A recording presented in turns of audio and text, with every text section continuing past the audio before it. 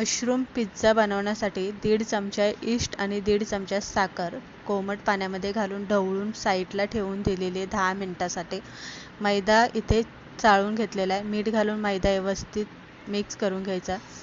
East घालून आपल्याला 2 चमचे तेल घालून मैदा चांगला मळून घ्यायचा आणि इथे आपल्याला 10 मिनिटं पीठ चांगलं भिजायला ठेवायचं. मशरूम स्वच्छ धुवून चिरून घ्यायचं. शिमला मिरची, कांदा, टोमॅटो, फरसबी, स्वीटकॉर्न आपल्याला चिरून घ्यायचं. कांदा टोमॅटो सोडून बाकीच्या भाज्या आपल्याला थोड्याशा तेलामध्ये परतून घ्यायचा.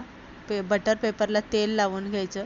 त्यानंतर आपल्याला पिठाचा अशी चपाती करून घ्यायची. पिझ्झा बेस आपल्याला इथे तयार करून घ्यायचं आहे. पिझ्झा सॉस घालून घ्यायचा. टोमॅटो चिली घालून घ्यायचं आणि मेयोनीज घालून घ्यायचं. व्यवस्थित चटण्या आपल्याला पसरून घ्यायच्या बेसवरती. भाज्या घालून घ्यायच्या. चीज आपल्याला घालून घ्यायचं. 15 ते 20 मिनिटांसाठी आपल्याला मीडियम गॅसवरती कढईमध्ये पिझ्झा कुक करायला ठेवायचा. छान पिझ्झा बनवून